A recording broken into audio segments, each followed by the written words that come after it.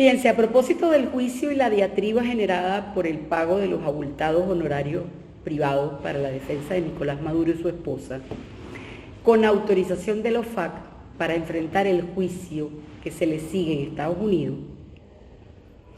es necesario recordar que este no es un detalle menor, pues ese simple tecnicismo legal, como es no disponer de una defensa técnica de su confianza, defensa técnica que, por cierto, él y su gobierno han negado y niegan sistemáticamente a cientos de miles de venezolanos de presos en Venezuela, imponiéndoles defensores públicos que no son de su confianza y evitando la contratación de defensores privados. Fíjense la paradoja.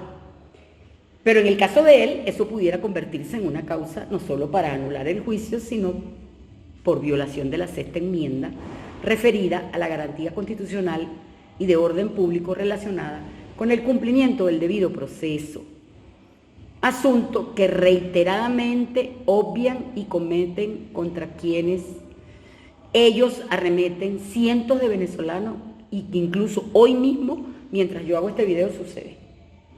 Le niegan la asesoría privada. Sin embargo, viendo los argumentos en defensa y en contra, es importante conocer uno de los detalles técnicos procesales que rodean este caso y que resulta, nos parece a nosotros, de suma importancia que el público lo conozca.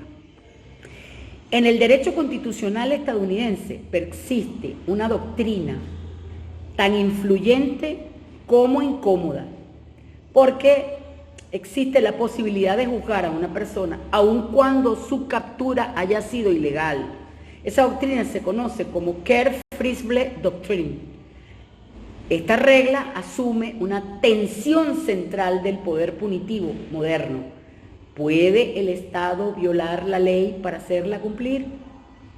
El origen de esta doctrina se encuentra en dos decisiones de la Corte de los Estados Unidos, Kerr versus Illinois y Frisbee versus Collins. En ambos precedentes el tribunal sostuvo una premisa contundente: la forma en que el acusado es llevado ante la justicia no invalida la jurisdicción del tribunal. Dicho de otro modo, la irregularidad, incluso la ilegalidad de la captura, no impide el juzgamiento. Esta lógica fue reafirmada más de un siglo después en el precedente Estados Unidos versus Álvarez Machain, un caso que elevó el debate al plano internacional. Allí, un ciudadano mexicano fue secuestrado en su país, trasladado a Estados Unidos para ser juzgado. Cualquier parecido con la realidad no es coincidencia, y la Corte reconoció las irregularidades, pero concluyó que estas no anulaban el proceso penal. Entonces el mensaje fue claro en aquel momento: mientras el acusado está físicamente ante el tribunal, la jurisdicción se mantiene. El fundamento jurídico de esta doctrina descansa en una concepción estricta de la jurisdicción personal y de una lectura limitada del debido proceso, protegido por la Due Process Clause. Según esta visión, las garantías constitucionales no se extienden necesariamente al modo en que un acusado es aprehendido fuera del territorio nacional. Así se separa la ilegalidad del acto de captura de la validez del juicio posterior. Sin embargo, esta separación ha sido objeto de críticas profundas. Desde una perspectiva garantista, la doctrina parece legitimar una peligrosa asimetría. El Estado puede beneficiarse de sus propias infracciones sin que ello tenga consecuencias procesales relevantes. En la práctica, esto debilita el principio de legalidad y erosiona la coherencia del sistema jurídico. Más aún, plantea fricciones con el derecho internacional, especialmente en materia de soberanía estatal y cooperación judicial. El problema no es meramente técnico. En contextos transnacionales donde la persecución penal cruza fronteras, esta doctrina puede interpretarse como una autorización implícita para operar al margen de los mecanismos formales de extradición. Ello no solo tensiona las relaciones entre estados, sino que también cuestiona la credibilidad del compromiso con el Estado de Derecho. Esa es la pregunta que tenemos que hacernos. ¿Ok? Desde el constitucionalismo comparado, el contraste es evidente.